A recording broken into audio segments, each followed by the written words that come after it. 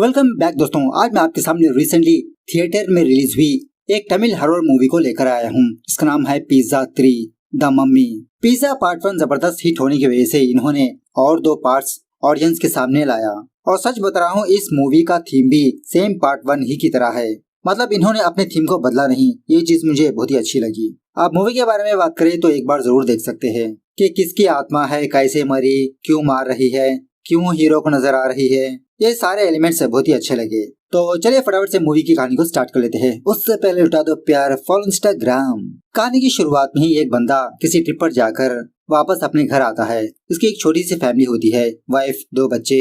इसने अपने बच्चों के लिए गिफ्ट भी लाया होता है। उसके बाद ये बंदा अपने बैग से इजिप्ट की एक छोटी सी मूर्ति बाहर निकालता है। अपने वाइफ से कहने लगता है कि मेरे फ्रेंड ने इस कीमती चीज को मुझे तोहफे पर दिया। 700 साल पुरानी मूर्ति है ये, इट्स वेरी प्रीशियस। खैर फ्रेश अप और डिनर वगैरह करने के बाद जब ये सोने ही वाले होते हैं तभी इनकी घर की बिजली चली जाती है। वो 2 बच्चे अपने पापा से जिद करने लगते हैं कि पापा पापा हमको एक कहानी सुनाओ, और वो भी हॉरर वाली चाहिए मुझे। इसकी माँ डांटने लगती है कि रात के वक्त हॉरर की कहानियां कौन सुनता है, चुपचाप सो जाओ। तभी वो बच्चा अपने पापा से कहने लगता है कि पापा पापा मेरे फ्रेंड ने कहा कि हमारे घर के बाहर भूत आकर हर रात बास्केटबॉल खेलता है। वो बंदा कहने लगता है हाँ, बास्केटबॉल से याद आया, मैं अपने बचपन का एक इंसिडेंट सुनाता हूँ, सुनो। मेरे स्कूल टाइम पर हमारे स्कूल में बास्केटबॉल का कंपटीशन चल रहा था। हमारी ऑपोजिट टीम जबरदस्त तरीके से पॉइंट्स बना रही थी और श्याम नाम का बंदा तो बहुत ही धांसूदार खेल रहा था। खेल के दरमियान पता नहीं कैसे श्याम को फिट्स आ गए। मैच रुकाकर श्याम को हॉस्पिटल ले गए। उस वक्त तो वो ठीक हो गया, 3 महीनों बाद उसकी मौत हो गई। मेरे दोस्तों ने कहा कि श्याम जब जब ग्राउंड में दिखाई दे रहा था बास्केटबॉल खेलता था, लेकिन मैंने कभी उसको नहीं देखा। बेटा यह सब कुछ कहानियां है, असल में भूत वगैरह कुछ भी नहीं होते। खैर अब बहुत हो गई कहानियां, चुपचाप सो जाओ। तभी इस बंदे का बच्चा ये कहने लगता है कि पापा मेरे फ्रेंड ने कहा था कि आपने ही श्याम को धक्का दिया जिसकी वजह से उसकी मौत हो गई। लेकिन ये बंदा अपने बच्चे की बात को टालकर उसको सुला देता है।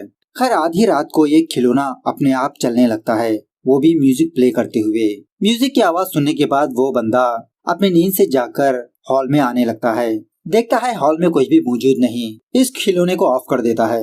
आफ्टर सम टाइम ऊपर से खुद ब खुद एक बास्केटबॉल इसकी तरफ आता है। इसको कुछ भी समझ में नहीं आता। उसके बाद जब लाइट ऑन करने ही वाला होता है तभी इसको बास्केटबॉल बाउंस होने की आवाज आती रहती है। जहाँ से आवाज आ रही होती है वहाँ पर जाता है, लेकिन वहाँ पर कोई भी मौजूद नहीं होता। अचानक से वो आवाजें स्टॉप हो जाती है। ये देखने के बाद इस बंदे के पसीने छूटने लगते हैं। उसके बाद एक अनजान एंटिटी आकर इसको एक जबरदस्त तरीके से छापड़ लगाती है। इस तरह से यहाँ पर ये सीन कट होता है। खैर दूसरे सीन में एक टीवी न्यूज चैनल को दिखाया जाता है। टीवी न्यूज चैनल वालों ने 4 लोगों को अपने टीवी न्यूज चैनल में बुलाया होता है और इन चारों के बीच डिबेट इस बारे में होता है कि इस दुनिया में भूत है या नहीं। इन चारों में से एक साइंटिस्ट टाइप का बंदा होता है, एक लाइब्रेरियन होता है, एक लड़की होती है जिसका नाम होता है कायल, ये इस मूवी की हीरोइन है जो टेक्नोलॉजी की एक्सपर्ट होती है, और चौथा बंदा एक स्वामी जी होता है।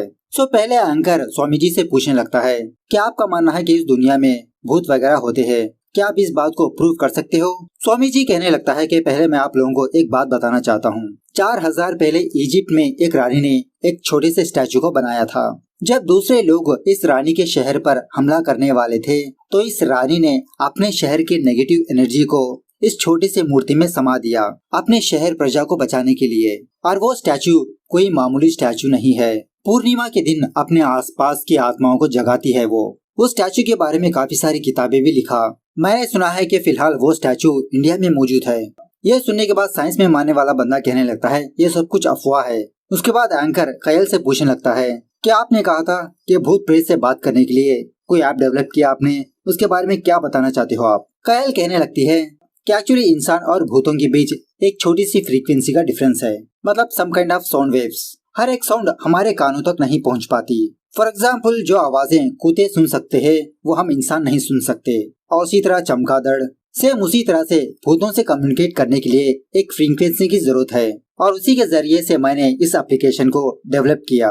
सिंबू से बात करें तो ओइजा बोर्ड के बारे में आपने सुना ही होगा, उसका ही डिजिटल वर्जन है ये एप्लीकेशन। तब ये साइंस मानने वाला बंदा कहने लगता है अच्छा आजकल भूतों से बात करने के लिए मोबाइल फोन इस्तेमाल हो रहा है। ठीक है, मेरा बेटा 2 साल पहले एक्सीडेंट में मर गया, आपके एप्लीकेशन के जरिए से मुझे मेरे बेटे से बात करवाइए, तब मैं भरोसा कर सकता हूँ। कयल कहने लगती है कि एक्चुअली सर अगर हम चाहेंगे तो हम बात नहीं कर सकते, आत्माओं को भी हमसे कम्युनिकेट करने की इच्छा होनी चाहिए, उनकी एनर्जी हमारे आसपास होनी चाहिए। सो उसके बाद कयल अपने एप्लीकेशन का इस्तेमाल करके उस साइंटिस्ट के बेटे की आत्मा को बुलाने लगती है कि अगर आप यहाँ पर हो तो रेस्पॉन्स कीजिए। बहुत बार बुलाने पर भी कोई रेस्पॉन्स नहीं मिलता। साइंस मानने वाला बंदा कहने लगता है, देखा ये सब कुछ अफवाह है, भूत वूत कुछ नहीं होते।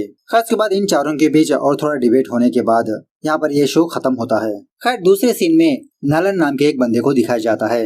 एक्चुअली नलन और कायल एक दूसरे से बहुत प्यार करते हैं। फिलहाल नलन कायल के भाई प्रेम से मिलने के लिए किसी रेस्टोरेंट आता है। एक्चुअली प्रेम एक पुलिस ऑफिसर होता है। नलन के बारे में पूछने पर नलन ये कहने लगता है कि इसका एक रेस्टोरेंट है और वो भी लोन पर लिया हुआ। ये जानने के बाद प्रेम नलन की बहुत बेइज्जती करने लगता है। मतलब तुम खुद एक कर्जे में डूबे हुए हो, तुम्हारा कोई ठिकाना नहीं, ऐसे में मैं अपनी बहन की शादी तुमको देकर कैसे करूँगा, मैंने अपनी बहन के लिए एक लड़का ढूंढ लिया है। ऐसा कहते ही तभी यहाँ पर अरविंद नाम का एक बंदा आता है। प्रेम अरविंद के सामने भी नलन की बहुत बेइज्जती करने लगता है। बेचारा वहाँ से उठ के चला जाता है। उसके बाद कयल नलन को कॉल करने लगती है मीटिंग के बारे में पूछने के लिए, लेकिन नलन पहले से ही गुस्से में होता है, कयल का फोन पिक ही नहीं करता। उसके बाद नलन वापस अपने रेस्टोरेंट आता है।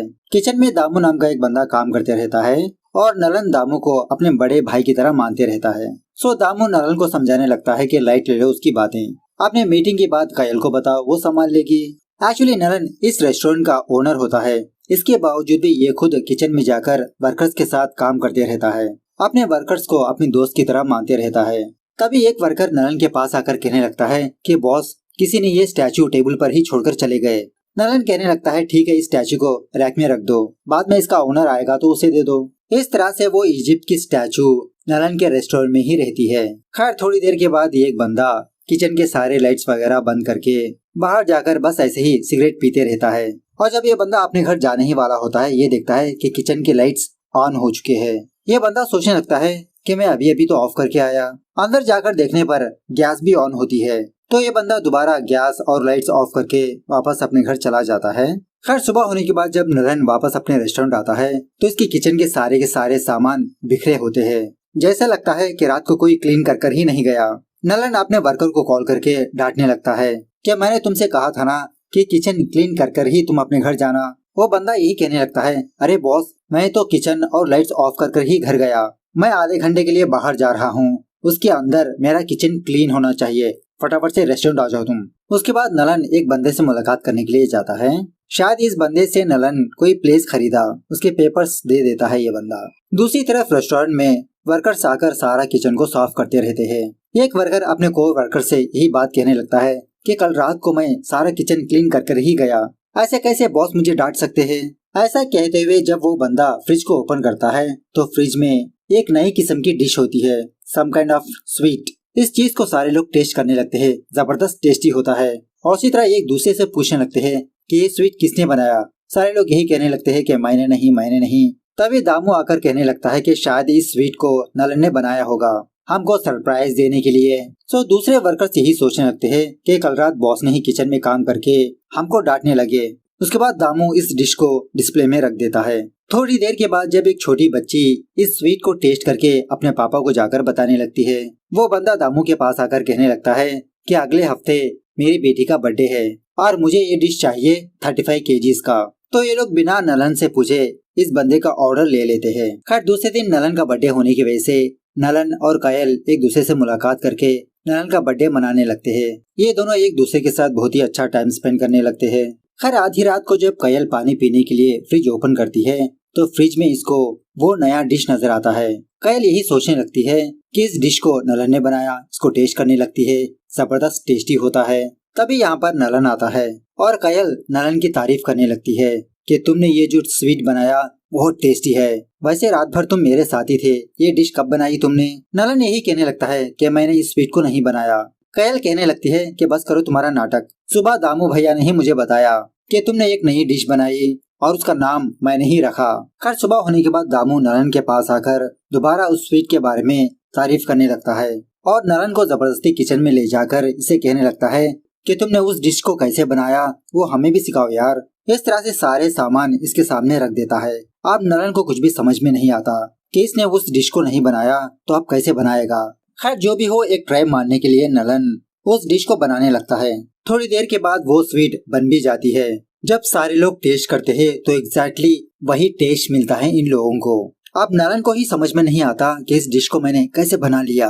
ये खुद शॉक में रह जाता है। खैर नलन अपने ही रेस्टोरेंट में सोता रहता है। सोते वक्त भी यही सोचने लगता है कि मैंने उस डिश को कैसे बना लिया, मैंने तो नहीं बनाई उस डिश को। तभी अचानक से इसके रेस्टोरेंट की लाइट चली जाती है। थोड़ी देर के बाद नलन को कोई लड़की की रोने की आवाज सुनाई देने लगती है। अब नलन टॉर्च लाइट लेकर उस आवाज को फॉलो करने लगता है। ढूंढने लगता है कि आखिरकार वो आवाज कहाँ से आ रही है, रेस्टोरेंट से या किचन से।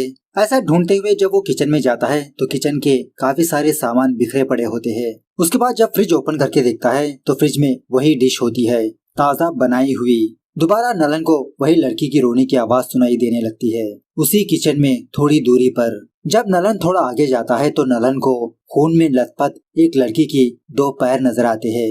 नलन धीरे धीरे उस लड़की की तरफ आगे बढ़ने लगता है। जब इस लड़की का चेहरा देखने ही वाला होता है तभी इसकी रेस्टोरेंट की लाइट आ जाती है। पलट कर उस तरफ देखता है तो वहाँ पर कोई भी लड़की मौजूद नहीं होती। दोबारा फटाक से लाइट चली जाती है। हॉरर मूवीज में एक बात तो मुझे बहुत अच्छी लगती है कि पहले भूत बिजली बचाने का काम करते हैं। खर्च के बाद एक बंदा नलन के रेस्टोरेंट को फोन करके कुछ खाने का ऑर्डर बोलने लगता है। अब आधी रात होने के बावजूद भी बेचारा नलन उसी वक्त खाना प्रिपेयर करके खुद ऑर्डर देने के लिए उस बंदे के घर जाता है। इस बंदे का नाम होता है वीर नारायणा। सो नारायणा खाना लेकर नलन को 500 रुपए की नोट दे देता है। खाना घर में लाकर जब नारायणा किसी और बंदे को कॉल कर ही रहा होता है तभी दोबारा इसकी घर की घंटी बजने लगती है। सोचने लगता है कि शायद इसकी गर्लफ्रेंड आई होगी, लेकिन दरवाजा ओपन करने पर बाहर नलन होता है, खाना अपने हाथ में लिए हुए। नारायणा कहने लगता है कि अभी तो तुमने मुझे खाना दिया था। इस तरह से जब टेबल पर देखता है तो टेबल पर कोई भी पार्सल नहीं होता। नारायणा सोचने लगता है कि शायद इसका वहम होगा। दोबारा नलन के हाथ में 500 रुपए की नोट थमाकर खाना अपने घर में लाता है। थोड़ी देर के बाद दोबारा इसके घर की घंटी बजने लगती है। दरवाजा ओपन करने पर बाहर कोई भी मौजूद नहीं होता। घर में आकर नारायणा सोचने लगता है कि आखिरकार हो क्या रहा है, एक ही बंदा 2 बार खाना कैसे दे सकता है। इस तरह से जब टेबल के ऊपर खाना रखता है दोबारा इसकी घर की घंटी बजने लगती है। दरवाजा ओपन करने पर इस बार इसकी गर्लफ्रेंड आई होती है। उसके बाद जब नारायणा उस पार्सल को ओपन करता है तो इसमें वो डिश मौजूद होती है। टेस्ट करने पर जबरदस्त टेस्टी होता है, अपनी गर्लफ्रेंड को भी खिलाता है। उसके बाद नारायणा अपनी गर्लफ्रेंड को लेकर अपने कमरे में जाने लगता है, लेकिन शॉकिंगली इसकी गर्लफ्रेंड बाथरूम से बाहर आती है स्नान करके। नारायणा से कहने लगती है कि इतनी देर कहाँ पर थे तुम, मैंने सोचा था कि हम दोनों मिलकर स्नान करेंगे। नारायणा शौक में रहकर जब पीछे देखता है तो कोई भी मौजूद नहीं होता। उसके बाद नारायण की गर्लफ्रेंड नारायण को स्नान करने के लिए बाथरूम में भेजती है। एक्चुअली इसका बाथरूम स्टीम वाला बाथरूम होता है। जब ये स्नान कर रहा होता है तो देखते ही देखते बाथरूम का टेम्परेचर बहुत ज्यादा बढ़ने लगता है और उसी गर्मी की वजह से नारायण की मौत हो जाती है। खैर दूसरे दिन कयल का भाई प्रेम नलन को हॉस्पिटल बुलाता है। बातों ही बातों में प्रेम नलन पर ही शक करने लगता है कि कल रात तुम खाना देने के लिए वीर नारायण के घर गए थे, शायद तुमने उसको मार दिया। क्योंकि प्रेम पहले से ही नलन को पसंद नहीं करता तो नलन को इस केस में फंसाने की कोशिश करने लगता है। नलन यही बताने लगता है कि मैं उसको क्यों मारूंगा। हाँ ये बात सच है कि कल रात मैं खाना देने के लिए उसके घर गया था, ये तो मेरा जॉब है बस। इसी बातों ही बातों में अरविंद यहाँ पर आता है और एक्चुअली अरविंद नारायण को ऑलरेडी जानता था। Some kind of business partners Narayan की डेड बॉडी देखने के लिए यहाँ पर आया होता है। खैर रेस्टोरेंट वापस जाते समय नलन इसी के बारे में सोचते रहता है कि आखिरकार मेरे साथ क्या हो रहा है। कल रात किचन में कौन लड़की नजर आई थी और आज नारायण की मौत हो गई। फटाफट से दामू को बोलकर अपने किचन में सीसीटीवी कैमरा फिक्स करवाता है। रात होने के बाद नलन बिना सोए अपने फोन के जरिए से अपने किचन को ही वॉच करते रहता है, यही जानने के लिए कि आखिरकार वो स्वीट कौन बना रहा है। तभी नलन को उस किचन में एक अजीब की लड़की नजर आती है। डर के मारे अपना फोन ही फेंक देता है इसकी जात का, फटाफट से किचन में जाने लगता है तो सच में किचन में एक अजीब की लड़की नजर आती है, बाल बिखरे हुए, बहुत ही भयानक चेहरा। खैर सुबह होने के बाद फ्रिज में नलन वही डिश को देखता है, वही स्वीट को। गुस्से में आकर नलन इस स्वीट को ही फेंक देता है। समझ में नहीं आता कि ये स्वीट इसकी किचन में कैसे आ रहा है। नलन दामू को बुलाकर कहने लगता है कि भैया इस किचन में कुछ न कुछ है, कुछ अजीब सी घटनाएं हो रही है। यह सुनने के बाद दामू और 2 बंदे इसी रेस्टोरेंट में रात गुजारने का सोचते हैं। टाइम पास होने के लिए दारू वगैरह पीते हुए नलन के बारे में ही बात करते रहते हैं। बातों के दरमियान में जब एक बंदा किचन में जाता है कुछ खाने को लाने के लिए तो फ्रिज में वही डिश मौजूद होती है। स्वीट लेकर जब वो वापस बाहर आ रहा होता है तो इन तीनों के साथ कुछ अजीब से हॉरर इंसिडेंट्स पेश आने लगते हैं। ये तीनों भी बेहोश हो जाते हैं एट द सेम टाइम दूसरी तरफ नलन अरविंद से बात करने के लिए उसके घर जाता है, मतलब अपनी और कयल की बात करने के लिए। थोड़ी देर अरविंद से बात करने के बाद वापस अपने रेस्टोरेंट आता है तो नलन के साथ भी कुछ हॉरर इंसिडेंट्स पेश आने लगते हैं। स्पेशली इसके कानों में कुछ अजीब की फ्रीक्वेंसी सुनाई देने लगती है। नलन उस फ्रीक्वेंसी, उस आवाज को सुन ही नहीं पाता, अपने कान ही बंद कर लेता है।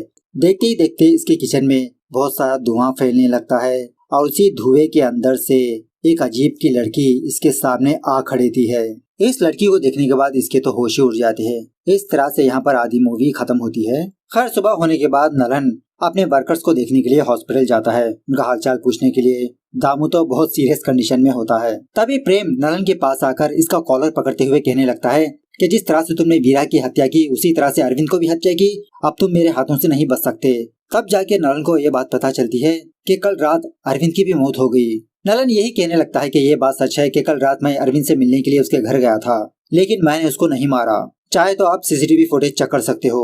उसी वक्त कांस्टेबल प्रेम से कहने लगता है कि सर फॉरेंसिक रिपोर्ट आ गई, अरविंद का सुसाइड था। हॉस्पिटल से बाहर आने के बाद कयल नलन से पूछने लगती है कि आखिरकार अरविंद के घर में क्या हुआ। सो नलन कल रात क्या हुआ वो बताने लगता है। अरविंद के घर जाने के बाद अरविंद नलन को बहुत देर तक वेट करवाने लगा। जब अरविंद अपने कमरे में जाकर दारू की बोतल लेने ही वाला होता है तभी इसके साथ कुछ हॉरर इंसिडेंट्स पेश आने लगते हैं। एट द सेम टाइम दूसरी तरफ नलन अरविंद के घर में वो स्वीट को देखता है। इसके तो होश ही उड़ जाते हैं कि ये स्वीट, ये डिश यहाँ पर कैसे आई। अरविंद को देखने के लिए जब नलन अरविंद के कमरे में जाता है तो अरविंद किसी दूसरे कमरे में खींचा चला जाता है, कोई इसका गला घोट रहा होता है। वो हादसा देखने के बाद जब नलन वापस अपने रेस्टोरेंट आता है तो रेस्टोरेंट में इसके वर्कर्स जख्मी हालत में होते हैं और उसी तरह नलन कयल को ये भी कहने लगता है कि कल रात इसने अपने किचन में एक बच्ची को देखा। उसके बाद नलन और कयल रेस्टोरेंट आते हैं। अब कयल के पास तो एप्लीकेशन होता है ना, भूतों से बात करने का एप्लीकेशन। उस एप्लीकेशन को एक्टिवेट करके आत्मा को बुलाने लगती है। तभी किचन में कयल को एक लड़की की आत्मा दिखाई देती है और वो आत्मा वही डिश बनाती रहती है, स्वीट वाला। उस आत्मा से कहने लगती है कि कौन हो तुम, यहाँ पर क्यों आई हो, चली जाओ यहाँ से। तो वो आत्मा मुस्कुराते हुए फिलहाल यहाँ से गायब हो जाती है। दूसरे दिन ये दोनों एक लाइब्रेरियन के पास जाते हैं। वही स्टार्टिंग में कयल के साथ डिबेट पर बैठा था। इस बंदे को जो हुआ वो सारी बात बताने लगते हैं। तो पहले तो ये बंदा उस स्वीट के बारे में सर्च करने लगता है। सो इंटरनेट में इन तीनों को एक वीडियो मिलता है जिसमें उसी स्वीट के बारे में थोड़ी सी न्यूज होती है। मतलब काफी सारे लोग एक रेस्टोरेंट जाकर उसी स्वीट को खाया करते थे। उसके बाद इसी वीडियो में नलन 3 लोगों को देखता है, जो फिलहाल 2 लोग मरे थे। एक है अरविंद, दूसरा नारायणा। इन दोनों के साथ उस रेस्टोरेंट में एक और बंदा भी होता है कि शायद उस आत्मा का नेक्स्ट टारगेट यही बंदा हो सकता है। खैर उसके बाद इंटरव्यू देखने पर यह बात पता चलती है कि उस रेस्टोरेंट का नाम था मित्रा स्वीट्स। रानी औरत का नाम होता है और उसकी बेटी का नाम होता है मित्रा। सो उसके बाद नलन और कयल ये दोनों रानी से मुलाकात करने के लिए उसके अपार्टमेंट जाते हैं। वॉचमैन कहने लगता है, अरे सर, माँ बेटी तो कब का घर खाली करके चले गए। उसी वक्त इस अपार्टमेंट का सेक्रेटरी अंदर आने लगता है। नलन सेक्रेटरी से रानी के बारे में पूछने लगता है कि मैं रानी का दूर का रिश्तेदार हूँ, उनके बारे में जानने के लिए आया हूँ। आजकल वो कहाँ पर रहते हैं। सेक्रेटरी कहने लगता है कि मित्रा जब स्वीट बना रही थी तो गैस सिलेंडर फटकर मित्रा वही की वही मर गई। अब बेटी मरने की वजह से रानी पागल होकर कहीं पर चली गई। उसके बाद नलन वॉचमैन को अरविंद की फोटो दिखाकर पूछने लगता है, क्या तुम इन दोनों को जानते हो। तो वॉचमैन इन दोनों को देखकर नलन और कयल पर गुस्सा करके यहाँ से बाहर जाने के लिए कहता है। खैर रात होने के बाद नलन चोरी चुपके रानी के फ्लैट में घुसकर उसकी तलाशी लेने लगता है। फ्लैट में ज्यादा कुछ नहीं मिलता, लेकिन एक स्केच की किताब मिलती है। स्केच बुक लेकर जब नलन लिफ्ट में आता है तो इस लिफ्ट में अपार्टमेंट का सेक्रेटरी भी होता है। अनलकीली नलन को देख लेता है, पूछने लगता है कि तुम अपार्टमेंट में क्या कर रहे हो, सेक्रेटरी कहाँ पर हो तुम। लिफ्ट रोकने की कोशिश करने लगता है। लिफ्ट रुकने के बाद यहाँ पर सेक्रेटरी आता है, नलन को बाहर खींचने की कोशिश करने लगता है, लेकिन इसी दरमियान में वो सिक्योरिटी गार्ड नीचे गिरकर इसका सर लिफ्ट के डोरों के बीचों बीच फंस कर रह जाता है। वो सेक्रेटरी और नलन इस सिक्योरिटी गार्ड को बचाने की कोशिश करने लगते हैं, लेकिन तभी लिफ्ट नीचे आने की वजह से उस सिक्योरिटी गार्ड की मौत हो जाती है। खैर थोड़ी देर के बाद नलन कयल और उस लाइब्रेरियन के पास आता है। वहाँ पर जो हुआ वो सारी बात इन दोनों को बताने लगता है। नलन को शक होने लगता है कि अब तक जो 3 लोग मरे वो सारे के सारे इसके आंखों के सामने ही मरे। आखिरकार ऐसा क्यों हो रहा है। और स्केचबुक ओपन करने पर उस बच्ची ने नलन की स्केच ड्रॉ की होती है, जिसका मतलब उस बच्ची ने नलन को ऑलरेडी देख चुकी थी। खैर उसके बाद नलन और कयल दोबारा रेस्टोरेंट जाकर कयल अपने एप्लीकेशन की मदद से मित्रा की आत्मा को बुलाने की कोशिश करने लगती है, मित्रा की माँ के बारे में जानने के लिए। थोड़ी देर के बाद सच में मित्रा की आत्मा इन दोनों के सामने प्रकट होती है।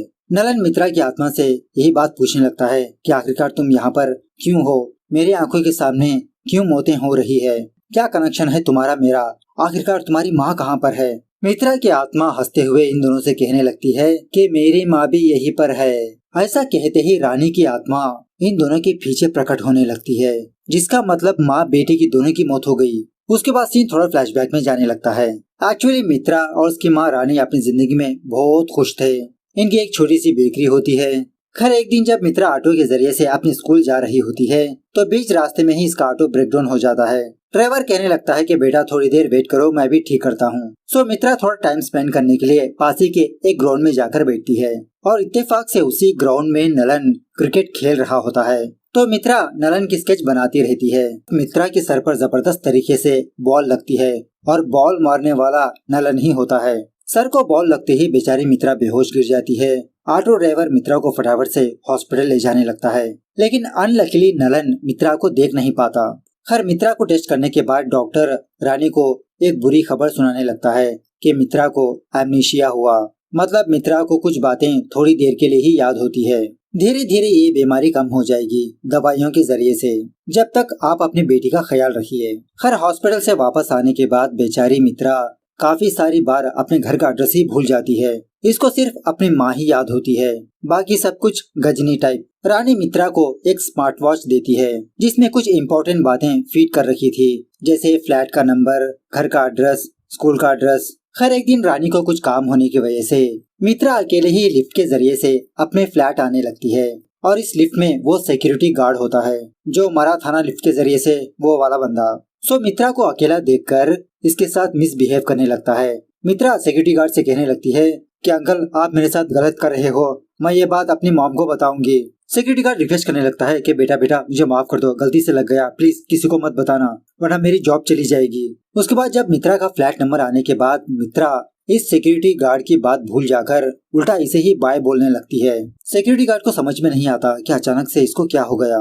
खैर दूसरे दिन ये सिक्योरिटी गार्ड दूसरे सिक्योरिटी गार्ड से मित्रा के बारे में पूछने लगता है कि उस बच्ची को क्या प्रॉब्लम है। तो दूसरा सिक्योरिटी गार्ड इस बंदे को सारी बात बताने लगता है कि उस बच्चे का एक्सीडेंट हुआ जिसकी वजह से वो 10 मिनट के बाद भूल जाती है। ये जानने के बाद मित्रा जब कभी भी स्कूल से वापस अपने फ्लैट आ रही होती है लिफ्ट के जरिए से, वो सिक्योरिटी गार्ड लिफ्ट को बीच रास्ते में ही रुकाकर मित्रा के साथ बलात्कार करते रहता है। एक बार नहीं, दो बार नहीं, हर रोज यही चीज करते रहता है। अब बेचारी मित्रा को कुछ भी याद नहीं रहता, जिसकी वजह से अपनी माँ को भी नहीं बता पाती। खैर एक दिन इस अपार्टमेंट का सेक्रेटरी उस सिक्योरिटी गार्ड को ये कांड करते हुए देख लेता है। उसको बहुत मारने पीटने लगता है, बहुत डांटने लगता है। कुछ दिनों बाद मित्रा की तबीयत थोड़ा और बिगड़ने लगती है। माँ से कहने लगती है कि माँ मुझे बहुत सर दुख रहा है और इसी तरह बहुत बॉडी पेन्स भी है। खैर दूसरे दिन इस अपार्टमेंट में कुछ फंक्शन वगैरह चलते रहता है। फंक्शन को मित्रा और उसकी माँ भी आती है, लेकिन मित्रा की तबीयत कुछ ठीक नहीं होती, जिसकी वजह से मित्रा खुद ब खुद लिफ्ट के जरिए से अपने फ्लैट जाने लगती है।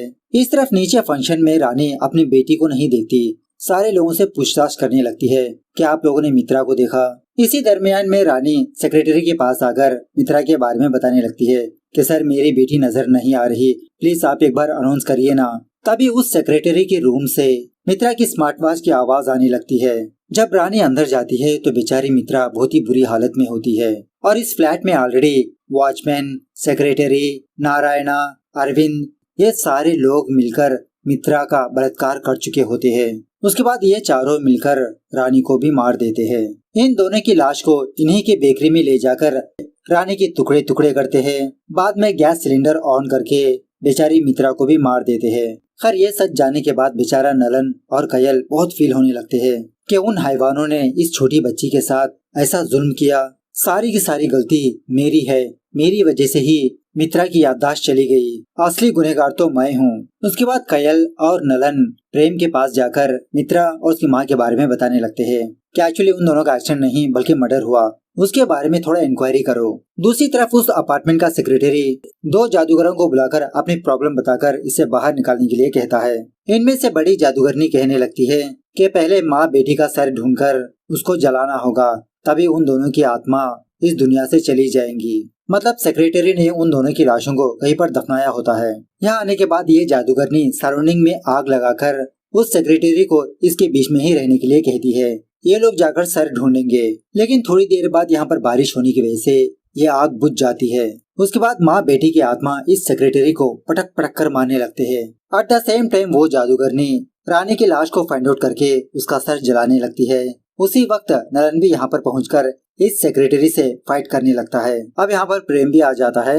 नलन प्रेम की गन लेकर उस सेक्रेटरी पर फायर करके उसको मार ही देता है। बाद में नलन मित्रा की आत्मा से माफी मांगने लगता है, लेकिन मित्रा की आत्मा ऐसे जताने लगती है कि इसमें इसकी कोई भी गलती नहीं। इस तरह से ये माँ बेटी की आत्मा शांत होकर इस दुनिया से चले जाते हैं। फाइनल सीन में एक अनजान बंदा नलन के रेस्टोरेंट आकर उस इजिप्ट स्टैचू के बारे में पूछने लगता है कि कुछ दिनों पहले एक डॉल को यहीं पर भूलकर चला गया। सो नलन वो इजिप्ट की डॉल इस बंदे को दे देता है।